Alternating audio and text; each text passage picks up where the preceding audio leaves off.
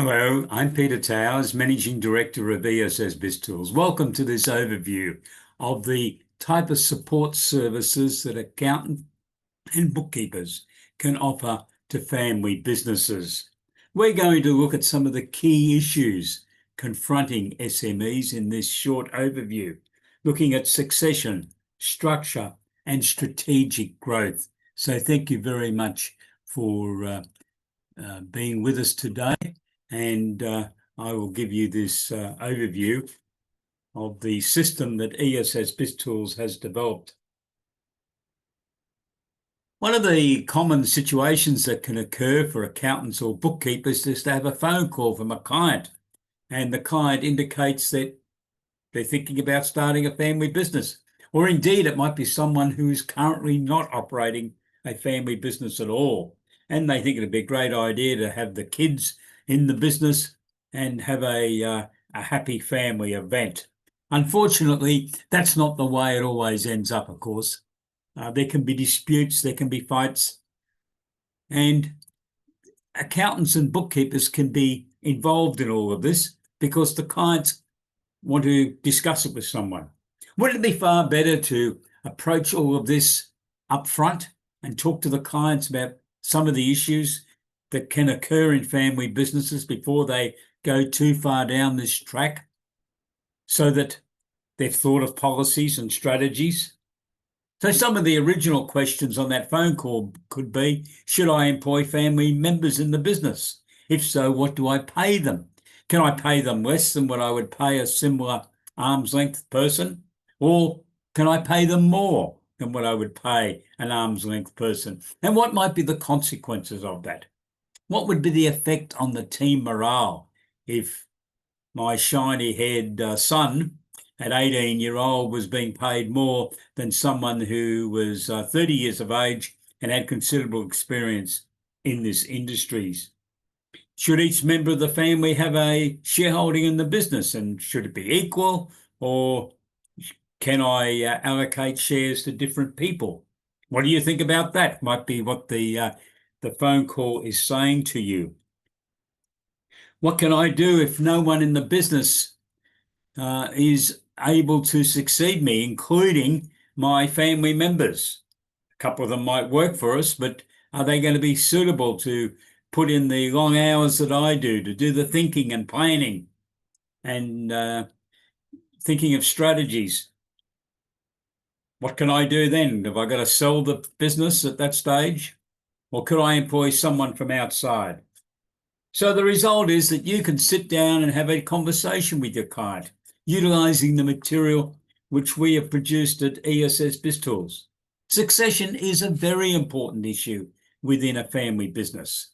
Most people start a family business with the concept in the back of their mind that ultimately they might be succeeded in that business by a member of the family, but it doesn't always work out because children grow up and they have their own plans, their own vision in life, what they want to achieve. And it might not be the family business that they're interested in a long term. Doesn't mean that they're not sympathetic and they're not keen to see the parents succeed, or perhaps some of their siblings who might remain in the business. But it can create some issues within the business to solve.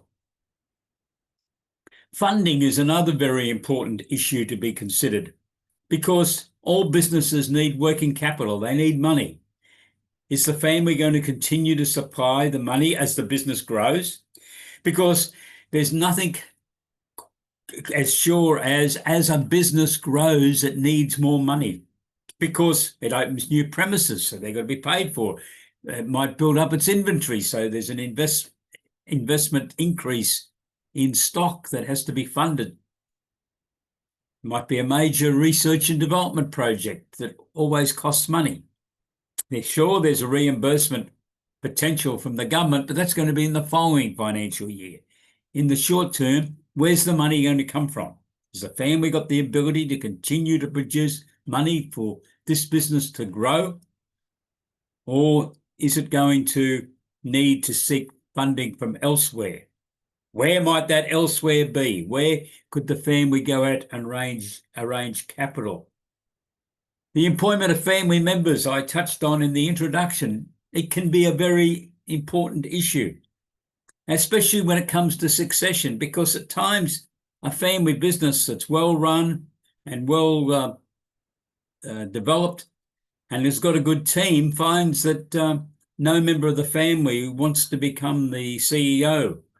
They've gone off and pursued other careers with other companies, or perhaps in teaching or law or accounting, and they don't really want to have to come back and run the family business. But there could be some very smart grandchildren in the family starting to grow up, showing an interest in the business. And your client might be saying, gee, pity they're not 10 years older. Perhaps they could take over the business. Well, you can skip a generation. Family businesses do that at times. They say, well, look, we'd like to keep this business within the family. And we can see some of the grandchildren may well be interested in being heavily involved and ultimately running the business. So why not skip a generation and bring in an external CEO to run the business, to continue to develop it? Has happened, and in larger corporations happens quite regularly, because a number of the public companies in Australia are now household names, started off as family businesses.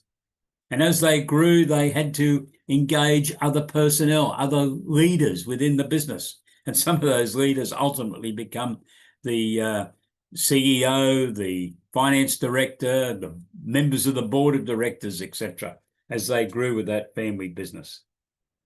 So some of the challenges that you might be asked to assist in gets back to these issues of succession and the planning of it, the mentoring and training of members of the family in the director's duties and responsibilities, and corporate governance type issues can be very important, and understanding the difference between the family as a unit, very important, and the business, because they are two separate issues. There should be dialogue between the two. There should be information being made available. But you could well have that a number of the family members are not actively involved in the business. And you don't want to have the business causing problems back in the family. The payment of salaries I referred to earlier needs to be sorted out and understood, and the shareholding within the business.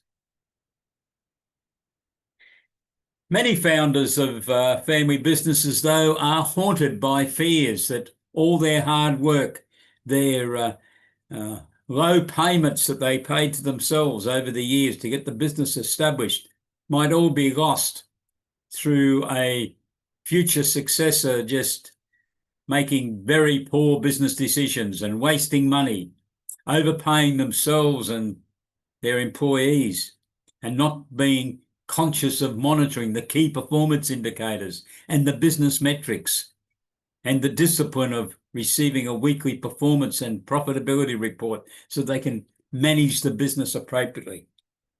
So that can cause a lot of concerns. And obviously, one of the decisions that a proprietor of a family business can make is to sell the business, to capitalize on its value and let someone else start running the business, hopefully with a transfer of the team and a number of the management team to work for the new owner, but so that they can withdraw their capital from the business and retire with dignity. That's another, obviously, ongoing decision, that the vision for the business was theirs. It wasn't not necessarily their children's or their nephews or nieces. It was theirs. And at some stage, the business might need to finish. So some of the questions relate to: how is the business going to be run? Has the business got a written charter or constitution? Has the family got a family council type arrangement? Many businesses do, and many families do these days. What's the management succession plan? So see, these are some of the issues that we consider in the family business material contained within ESS BIZTOOLS.